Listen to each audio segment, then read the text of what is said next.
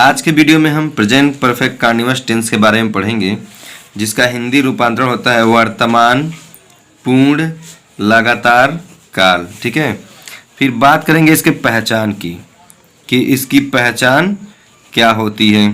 तो देखिए, पहचान की बात करेंगे तो लिखेंगे इस काल के वाक्यों से, इस काल के वाक्यों से किसी कार्य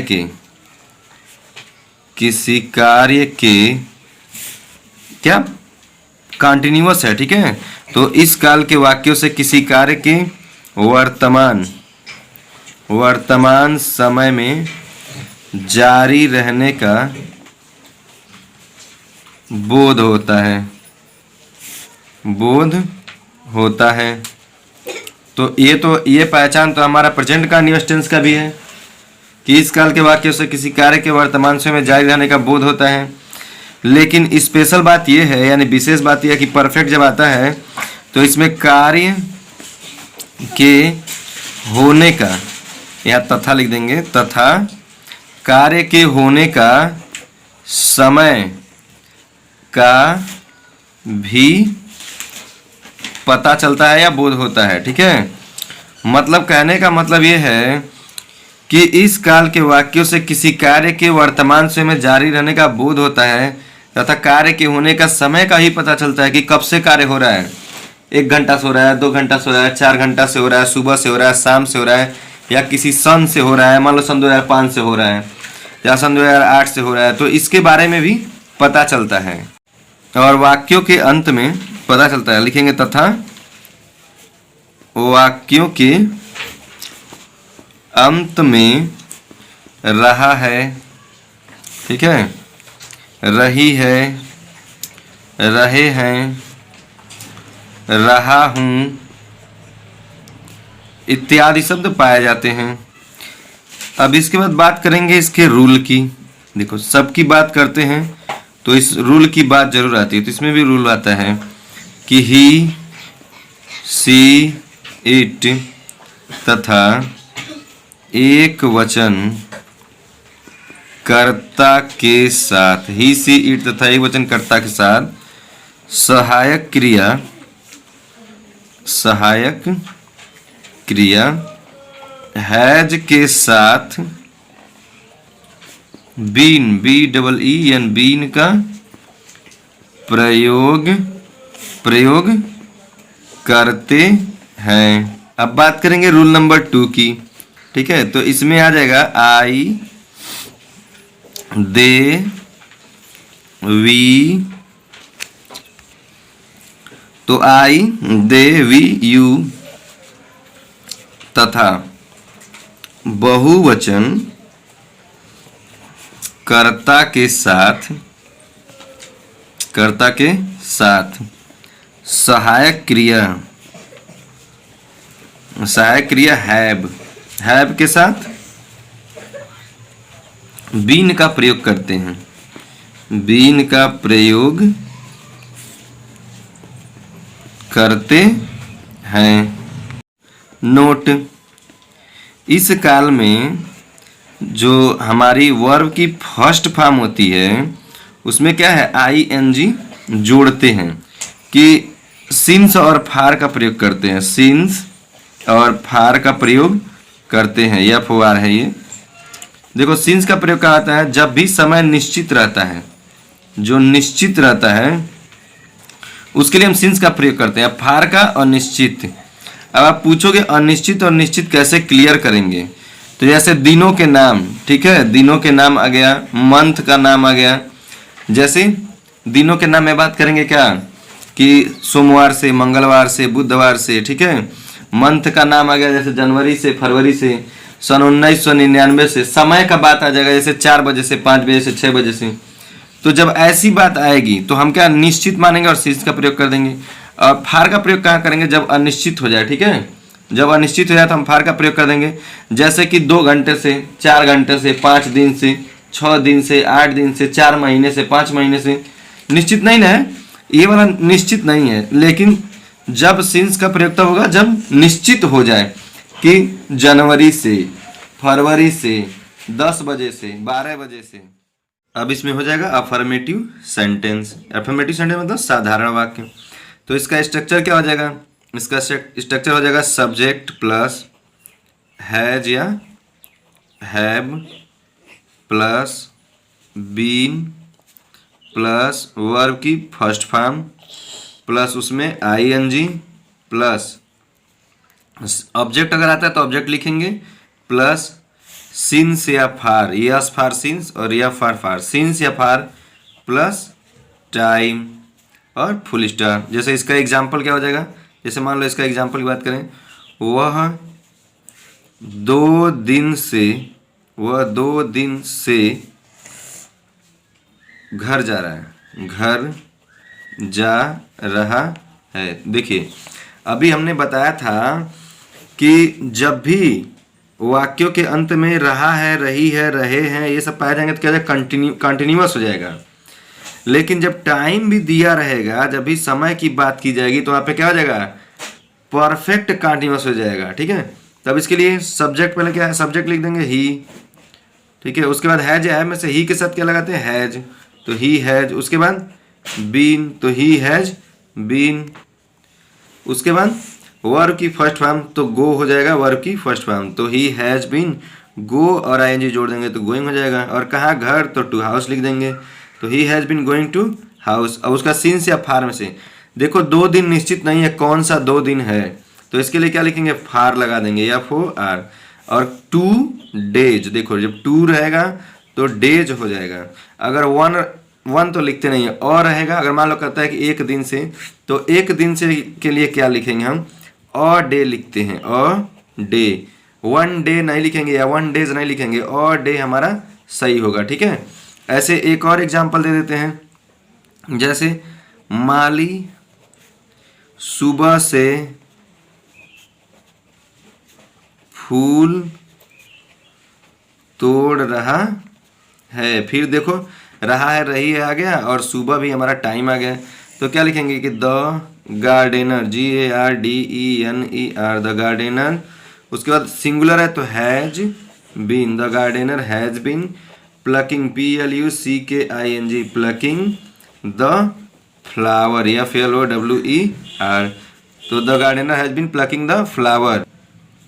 उसके बाद सुबह से हमारा निश्चित टाइम है तो क्या हो जाएगा? Since morning, MORNING। ठीक है, the gardener has been plucking the flower since morning. कुछ और एग्जाम्पल देख लेते हैं। जैसे वे सोमवार से स्कूल जा रहे हैं। ठीक है, तो इसको लिखेंगे सबसे पहले सब्जेक्ट कौन है? वे की अंग्रेजी दे। अब देख लो दे के लिए क्या लिखते हैं? हैव लिखते हैं, दे हैव। उसके बाद बीन। ठीक है, नियम तो बताए हैं, ही सीट तथा एक वचन कर्ता के साथ सहायक क्रिया हैज का प्रयोग किया जाता है, और आई देवी यू तथा बहुवचन कर्ता के साथ सहायक क्रिया हैव का प्रयोग किया जाता है। उसके साथ बीन जोड़ेंगे तो दे हैव बीन। उसके बाद going, GOING, going to school, SCHOOL। तो they have been going to school. अब सोमवार निश्चित है हमारा तो क्या है? Since, SINCE, since. कब से? सोमवार यानी मंडे से, MONDAY। अब अगला सेंटेंस कौन सा होगा? Negative sentence. तो निगेटिव सेंटेंस के लिए क्या लिखेंगे? इसका भी स्ट्रक्चर हमारे पास होगा सब्जेक्ट प्लस हैज या हैव प्लस नॉट हो जाता है। ठीक है, प्लस नॉट, उसके बाद बीन रहेगा।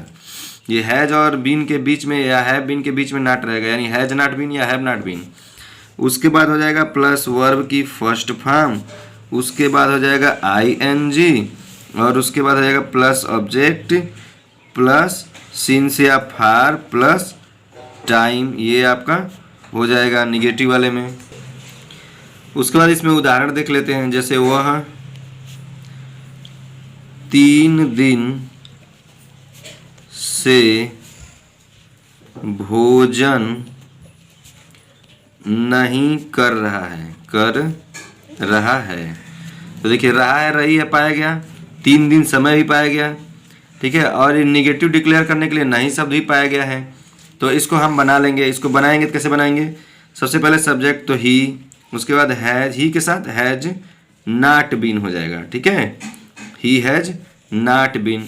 अब क्या भोजन नहीं कर रहा है, तो he has not been eating, EATING, eating the food लिख देते हैं, ईटिंग द फूड। वह 3 दिन से भोजन नहीं कर रहा, तो he has not been eating the food. कब से? फॉर, देखो 3 दिन निश्चित नहीं है, फॉर 3, THREE 3 और DAYS हो जाएगा डेज, फुल स्टॉप लगा देंगे।